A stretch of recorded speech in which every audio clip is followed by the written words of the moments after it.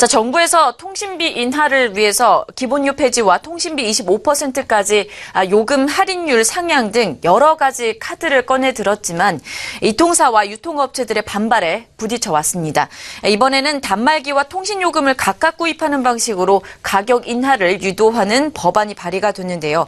취재기자 연결해서 조금 더 자세하게 살펴보도록 하겠습니다. 이상훈 기자. 네, 이상훈 기자입니다. 그동안 통신비 인하를 위해 정부에서 수차례 노력해왔지만 체감 효과는 그리 크지 않았습니다.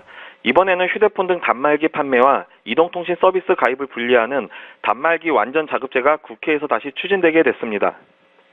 단말기 완전 자급제라고 하면은 예전에도 시행된 바가 있었던 것 같은데요.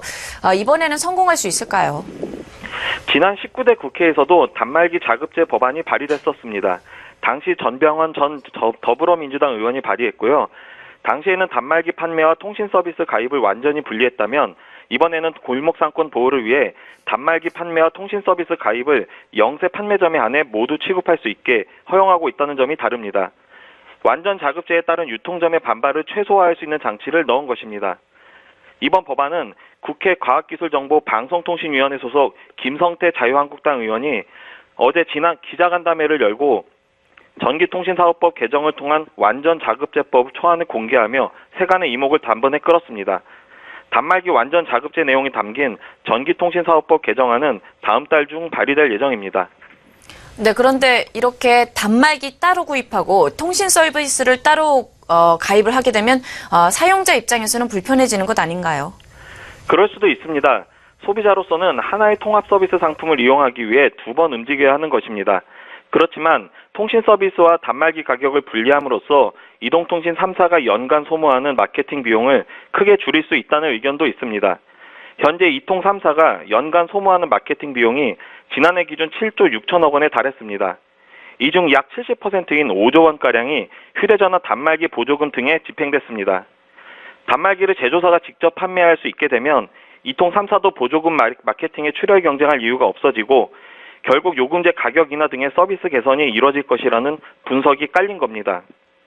또 단말기 제조사들도 직접 단말기를 판매하며 서로 경쟁하게 되는데 정부의 시장 과잉 개입이 아닌 자율 경쟁에 따른 자연스러운 단말기 값 인하를 유도하게 된다는 점에서 찬성의 목소리도 높습니다. 이렇게 완전 자급제를 시행하는 것만으로 실제 통신비 인하 효과가 있을지 의문이 드는데요. 아직 구체적인 검증이 나오지 않은 상태에서 이렇게 된다면 사실 소비자 입장에서 불편만 가중되는 것 아닐까요? 네, 실제 통신비 인하가 얼마나 이루어질지는 물론 좀 더 살펴봐야 할 것 같습니다. 그런데 녹색소비자연대가 최근 이에 대한 연구 결과를 발표했습니다. 완전 자급제가 도입되면 이통사의 보조금 절감으로 휴대폰 요금이 6,000원에서 12,000원가량 인하 효과가 발생할 것으로 내다봤습니다. 1인당 이 정도 통신비 인하가 발생한다면 가구당으로 살펴볼 경우에는 적지 않은 가격 인하가 이뤄질 가능성도 있습니다. 근데 근본적으로 조금 의문이 되는 부분이 이런 완전 자급제 같은 경우에는 현재 문재인 정부에서 주도하고 있는 선택 약정 할인율 상향과는 조금 부딪히게 되는, 그러니까 상충되는 부분이 아닐까요? 네, 25%로 약정 할인율을 높이려는 문재인 정부의 통신비 인하 방침과 완전 자급제가 동시에 시행될 수는 없습니다. 현재 이용자들로부터 가장 호응을 얻고 있는 제도가 바로 지원금에 상응하는 20% 요금 약정 할인인데요. 이번 완전 자급제 개정안이 통과되면 20% 선택 약정 할인 제도도 폐지됩니다.